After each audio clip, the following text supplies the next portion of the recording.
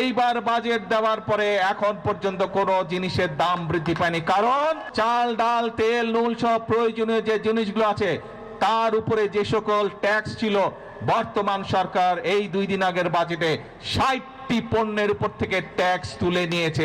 বাংলাদেশের ইতিহাসে এই প্রথম বাজেট ঘোষণার পর কোনো নিত্যপণ্যের দাম বাড়েনি বলেছেন প্রধানমন্ত্রী তারেক রহমান। তিনি বলেন, বিরোধী দলের উদ্দেশ্যই হচ্ছে জনগণকে বিভ্রান্ত করা। শনিবার সকালে কক্সবাজারে পাতলি খাল পুনর্খনন কর্মসূচির উদ্বোধন শেষে এক পথসভায় এসব কথা বলেন সরকার প্রধান। প্রধানমন্ত্রী হওয়ার পর এই প্রথম কক্সবাজার গেলেন বিএনপি চেয়ারম্যান তারেক রহমান। 2001 সালে কক্সবাজারে তৃণমূল নেতাকর্মীদের নিয়ে সম্মেলন করেছিলেন তিনি। বহু বছর পর প্রিয় নেতাকে দেখার আশায় বৈরী আবহাওয়া উপেক্ষা করেই জড়ো হন হাজারো নেতাকর্মী। সকালে বহুল প্রত্যাশিত কক্সবাজারের পাতলি খাল পুনঃখনন কর্মসূচির উদ্বোধন করেন প্রধানমন্ত্রী তারেক রহমান।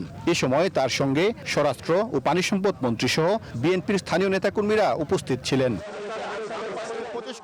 পরে পিএমখালী ইউনিয়নে পথসভায়ও অংশ নেন তারেক রহমান। এ সময় সদ্য ঘোষিত বাজেট সহ সমসাময়িক রাজনীতির নানা ইস্যুতে কথা বলেন তিনি। জানান, বাংলাদেশের ইতিহাসে এই প্রথম বাজেট ঘোষণার পর কোনো নিত্যপণ্যের দাম বাড়েনি। এইবার বাজেট দেওয়ার পরে এখন পর্যন্ত কোনো জিনিসের দাম বৃদ্ধি পায়নি, কারণ চাল ডাল তেল নুন সব প্রয়োজনীয় যে জিনিসগুলো আছে তার উপরে যে সকল ট্যাক্স ছিল বর্তমান সরকার এই 2 দিন আগের বাজেটে 60টি পণ্যের উপর থেকে ট্যাক্স তুলে নিয়েছে। বিরোধী দলের সমালোচনা করে বলেন, তাদের একমাত্র লক্ষ্যই হলো মানুষকে বিভ্রান্ত করে দেশকে অস্থিতিশীল করা।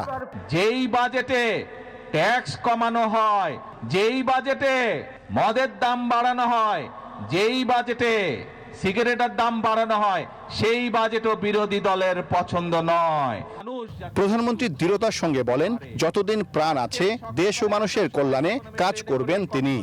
দেশের মালিক কোনো রাজনৈতিক দল নয়, দেশের মালিক কোনো পরিবার নয়, দেশের মালিক হচ্ছে বাংলাদেশের 20 কোটি জনগণ।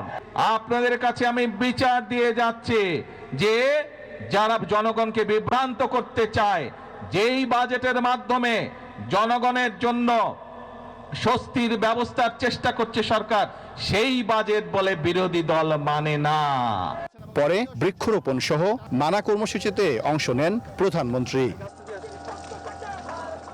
1979 সালে এই পাতলি খালটি নিজ হাতে খনন করেছিলেন শহীদ রাষ্ট্রপতি জিয়াউর রহমান।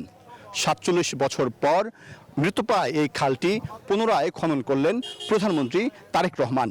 এলাকাবাসী বলছেন, এই খাল খননের মাধ্যমে এলাকার জীববৈচিত্র্য রক্ষার পাশাপাশি উপকৃত হবে আপামর কৃষক জনতা। সাইফুল ইসলাম, নিউজ 24, পাতলি খাল, কক্সবাজার।